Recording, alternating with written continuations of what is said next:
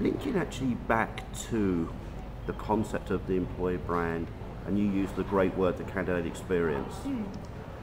I think I already know the answer. You really do have a very integrated strategy between the marketing brand of Monsoon and the recruitment brand, and you really do believe that actually consumers are job seekers and job seekers are consumers. Yeah, absolutely. And you only have to do, 10 phone interviews with our candidates to find out that, 9 out of 10 of them are incredibly passionate about the product. One of the first questions that people tend to ask us is, what's the discount? And that's a great indicator for us of, how enthusiastic they are about what the product is. And actually not that surprising, because ultimately we're a business that has a distinctive product and a distinctive offering on the high street. And so for us, of course, we want to try and recruit people who are consumers, but also I think the flip side of that is actually, of course, at the end of any recruitment process, there are disappointed candidates who have been unsuccessful.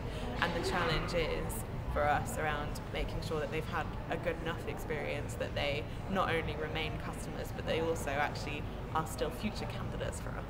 Last time I was here, you told me something that just blew me away. How many store openings are you currently doing in Russia? We are in 58 countries, and Russia is a huge market for us. We're also planning very ambitious growth in China. So there are more international Monsoon Accessorize stores internationally than in the UK now. And in Russia, we are scaling up at a rate of knots. Yeah, you gave me a figure, which again is obviously rather I tend to forget that strategic information cannot be released to the market in this way. Yes, I was trying to be just discreet. No, you were very good at that. My question therefore is, international, are there any tips you can share? Because you're sitting here, you're in the United Kingdom, I don't know how much international experience recruitment you'd had prior to this project. No, I suspect No, not that much. Are there any tips that you could share, like help? Yes, I think that there are kind of 2 or 3 key things. One is to do as much research as you possibly can about the market. And actually one of the things that I've been really pleasantly surprised about, and actually one of the things I really love about in-house recruitment versus agency recruitment, is how willing the network of in-house recruiters is to share information. And so I absolutely think don't go it alone would be my first tip. Do speak to, even if they are your competitors, other businesses about how they've gone about it, who they'd recommend, what they would do differently as well, and I think that's kind of one of the key things. The second thing I would say is don't freak out, which sounds like fairly flippant advice. I think the principles of recruitment are more or less the same in every market, and actually candidates want you to treat them in the same way. And so we hear a lot about kind of cultural difference and what you can and can't say in one market, you can and can't say in this market. But I think one of the really kind of key things is to keep in mind that actually providing that you keep your candidate experience kind of at the core of what you're doing, you will ultimately deliver a good recruitment experience. And then I guess the third thing is to keep your kind of brand in mind as well. And for us, one of the big challenges has been we've just opened our first couple of stores in the States, and so one of the key things there was to really make sure that we were kind of positioning ourselves for the long term. So the temptation to do a kind of quick hire and just get someone in to run the store is definitely there. But I think for us it's also about kind of making sure that we're kind of laying foundations for future growth, and given what the plans are for us internationally, that's incredibly important. So I guess those are the kind of 3. So I happen to think your product range will go down a stall in the US. Having spent 18 months living and travelling round, the thought of having a product store like yours in every major US airport hub is so needed, because at the moment it's just food and news and not a lot else, and that's come from an experienced one. So quick question about networking. You're a member of the firm, Forum for In-House Recruitment Managers. yeah. People have heard from me before about Gary Franklin and Emma Mirrington and I know you used to work with Emma. Yes, hi Emma. Hi Emma. Did they help you with Yes. the network? So that really is building itself out. Yeah, absolutely. So there's a number of kind of different things. We also, Monsoon has been in for a long time, even before I joined, a retail recruitment forum. and which is hugely helpful, both in terms of kind of quick LinkedIn messages and emails like, oh my god, has anyone seen this, what do we do, but also actually talking in a fairly pragmatic way about actually, comparing notes on suppliers,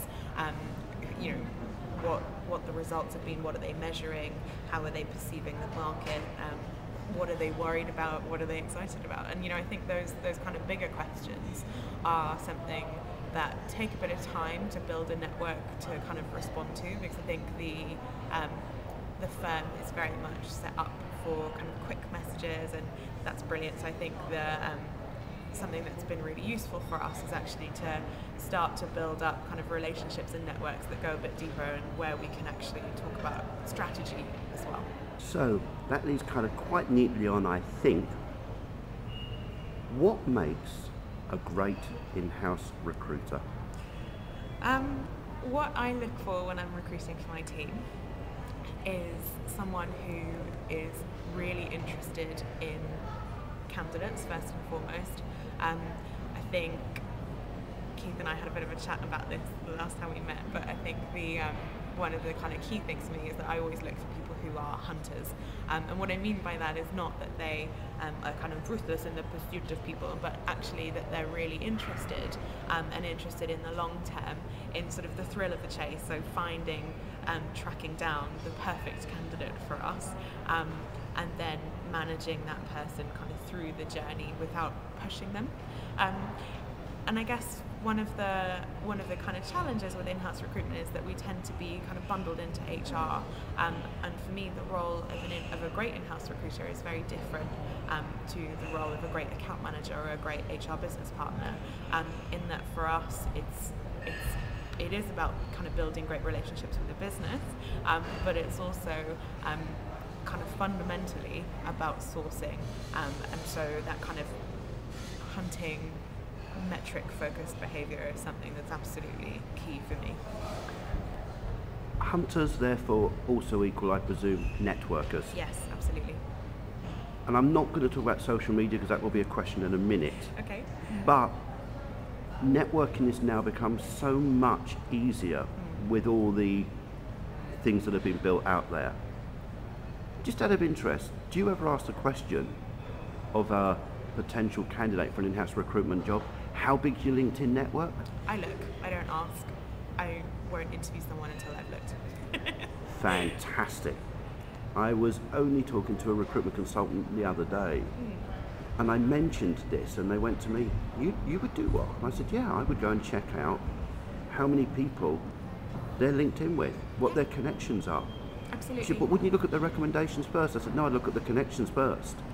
Yeah, and I think different recruiters use LinkedIn very differently, and so for me, I'm not necessarily saying that if you have 100 connections you're less good a recruiter than someone who's got 500 plus, but what I would be really interested in is how are you using LinkedIn, how much evidence can I see that you're using it to source, how are you using LinkedIn updates, and what kinds of things are you telling your network about, and how, what kind of value are you adding to the network as well. And so those for me are all kind of really essential traits for a recruiter.